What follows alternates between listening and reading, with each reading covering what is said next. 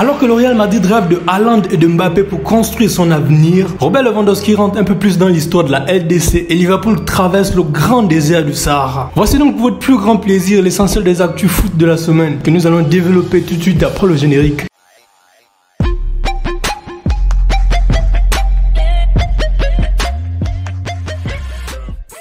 Salut à tous, j'espère que vous allez bien. Alors on commence tout de suite cette vidéo par l'attaquant du Bayern Munich, Robert Lewandowski, qui est entré au panthéon de meilleurs buteurs de l'histoire de la Ligue des Champions. Le buteur polonais Robert Lewandowski a marqué ce mardi contre la Lazio de Rome lors de la victoire de son équipe, dépassant ainsi l'ancien attaquant du Real Madrid, Raúl, et monte sur le podium de meilleurs buteurs de l'histoire de la Ligue des Champions. Lewandowski a donc marqué son 72e but en Ligue des Champions et seul Lionel Messi du FC Barcelone et Cristiano Ronaldo de la Juventus de Turin, respectivement avec 119 buts et 134 buts, ont fait mieux. Le top 5 des meilleurs buteurs de l'histoire de la Ligue des Champions est donc constitué de Cristiano Ronaldo en première position avec 134 buts, de son éternel rival Lionel Messi avec 119 buts. En troisième position, Robert Lewandowski avec 72 buts, dépassant de 1 but l'ancien attaquant espagnol Raúl avec 71 buts. Et en cinquième position, nous avons le français Karim Benzema avec 69 buts. La seconde actualité de cette vidéo concerne la bonne nouvelle enregistrée du côté du Paris Saint-Germain qui récupère sa star Neymar Junior après une longue période d'absence. Blessé à l'adducteur gauche depuis le 10 février lors d'un match contre Caen en Coupe de France, Neymar est revenu ce jeudi à l'entraînement du Paris Saint-Germain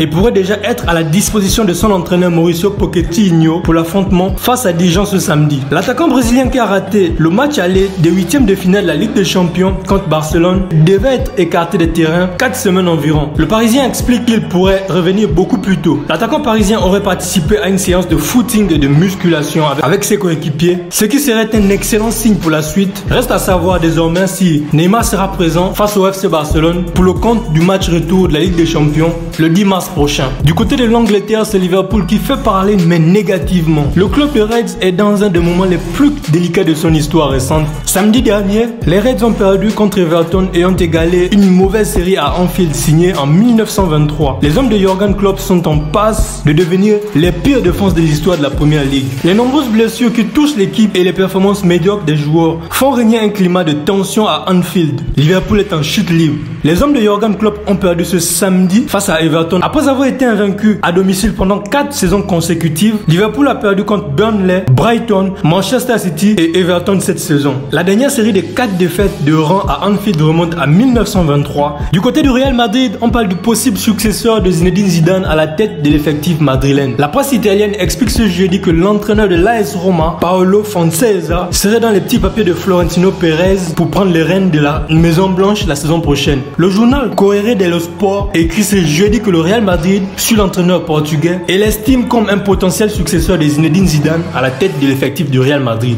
Le Benfica de Lisbonne est également attentif à la situation de Paolo Fonseca et le focus de cette vidéo concerne donc le grand intérêt du Real Madrid pour les deux nouvelles étoiles de football, à savoir Kylian Mbappé et Erling Haaland, afin de reconstruire son avenir. Cependant, selon le média AS, une telle opération coûterait très cher au Real Madrid. Après leur performance lunaire respectivement contre le FC Barcelone et le FC Séville en Ligue des Champions la semaine dernière, Kylian Mbappé et Erling Haaland nous assurent que l'avenir du football est bien gardé malgré l'approche de la fin de l'ère Messi-Cristiano Ronaldo. S'ils militent aujourd'hui respectivement au Paris Saint-Germain et au Borussia Dortmund, les deux jeunes attaquants de 20 et 22 ans font déjà rêver le reste des cadors européens et en particulier le Real Madrid. Tout indique que le Real Madrid devrait faire un choix et ne pourra pas réunir les deux promesses européennes, car selon les informations du journal AS, s'offrir les deux buteurs à la fois serait une folie économique. Toujours selon les médias espagnols, le club madrilène devrait donc dépenser environ 90 millions annuels pour les salaires des deux nouvelles stars de football, une somme difficilement imaginable, et encore moins après la crise provoquée par la Covid-19. Si les deux joueurs venaient à signer des contrats de longue durée, environ 6 ans, le montant de la double opération pourrait grimper à quelques 450 millions d'euros, auxquels s'ajouteraient évidemment les sommes dépensées pour acheter les deux cracks à leur club actuel. Le quotidien espagnol AS parle de quelques 300 millions d'euros pour convaincre les deux joueurs du Borussia Dortmund et du Paris Saint-Germain, ce qui nous donnerait ainsi la mirobolante somme de 840 millions d'euros. Si ce ne sont bien évidemment que des estimations faites par la presse madrilène, il y a cependant une grande question qui se pose. Le jeu en vaut-il la chandelle du côté du Real Madrid? Le premier carton de cette vidéo concerne donc l'international argentin Paulo Dybala qui provoque une guerre en Angleterre dont 3 clubs principaux s'arrachent et le veulent absolument. Paulo Dybala fait sensation en Angleterre. Selon le journal The Sun, le joyeux de la Juventus de Turin pourrait se retrouver en été avec jusqu'à 3 offres de la Premier League. Liverpool, Manchester United et Tottenham veulent le joueur de la vieille dame. Et la dernière information de cette vidéo des actus de la semaine concerne donc le choc à venir des 8e de finale de la Ligue Europa. En effet, l'AC Milan de Zlatan Ibrahimovic défiera Manchester United, ancien club de l'attaquant suédois, les 11 et 18 mars en 8e de finale de la Ligue Europa. Tandis qu'Arsenal sera opposé aux Grecs de l'Olympiakos, l'AS Roma jouera donc contre le Shakhtar Donetsk et le Tottenham Hotspur de José Mourinho affrontera le Dynamo Zagreb.